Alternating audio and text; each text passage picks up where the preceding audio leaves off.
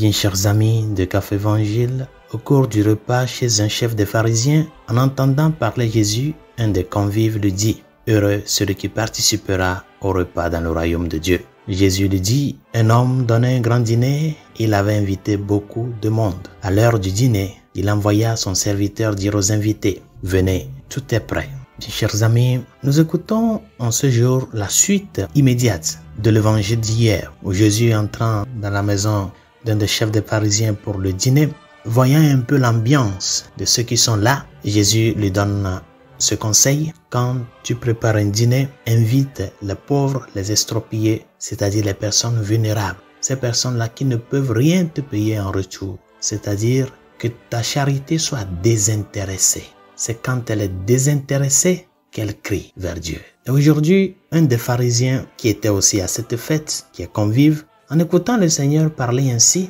disait vraiment: celui qui participera au repas dans le royaume de Dieu, heureux est-il. Et de là, le Seigneur donne la parabole du banquet préparé et qu'au final n'a servi qu'à ceux qui n'étaient pas invités au tout début. En écoutant cette parabole que le Seigneur propose dans l'évangile de ce jour, où tous les invités à ce grand dîner, à la dernière heure, ne font que présenter des excuses intéressées de façon unilatérale à eux-mêmes, il y a une question qui peut surgir dans notre méditation. Pourquoi cette négligence de la dernière heure par rapport à cette invitation déjà préparée que le Seigneur les avait dirigés? Je crois que le problème se trouve autour de, non pas l'invitation, mais celui qui a invité. Et c'est là que tout se joue. Et ces personnes-là qui ont rejeté l'invitation à la dernière heure ne savent pas qui les invite. C'est la personne de celui qui leur a dirigé l'invitation. C'est la méconnaissance de cette personne-là qui est la source de leur rejet, de leur négligence. Et cela nous passe à nous aussi aujourd'hui, malheureusement. Combien de fois nous avons des préférences de par notre vie quotidienne sur ce que le Seigneur nous demande. On préfère la haine au pardon.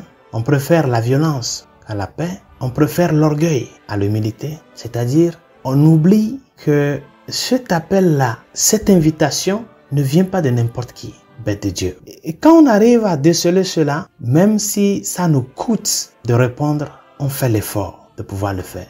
C'est la personne de celui qui nous invite qui est le plus important à reconnaître. Si nous ne savons pas qui nous invite, ce serait difficile de pouvoir répondre à cette invitation. À l'appel « Suis-moi », beaucoup l'ont suivi. Pierre l'a suivi, Jacques l'a suivi, Jean l'a suivi, Lévi l'a suivi.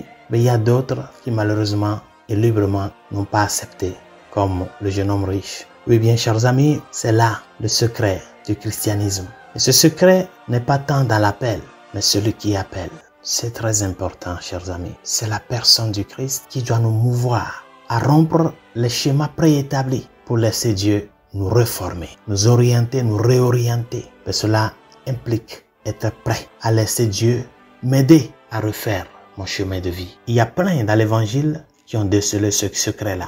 Zachée l'a décelé. Le centurion romain l'a décelé. La femme syrophénicienne qui criait vers le Seigneur: viens en aide à ma fille, elle l'a décelé. Cette femme-là qui souffrait de flux de sang pendant 12 ans et qui seulement s'est dit: si j'arrive à toucher la frange de son manteau, cette femme aussi a décelé le secret. Et toi, où es-tu? Ce sont les personnes qui n'étaient pas invitées, mais qui étaient prêtes à t'entrer aux noces avec lui. Oui, rappelez-vous de cette chanson-là.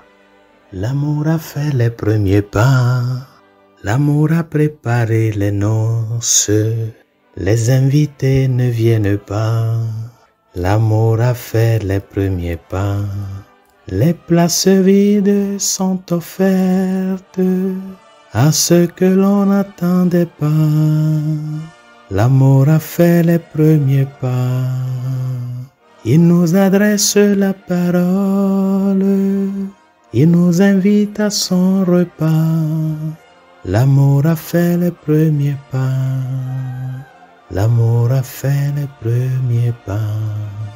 C'est lui qui a fait le premier pas.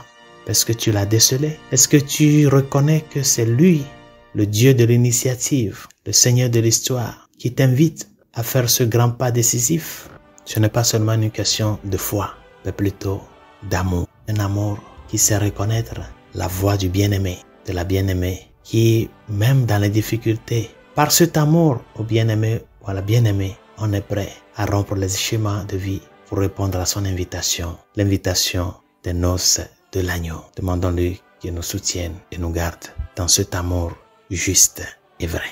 Bonne journée, Dieu vous bénisse.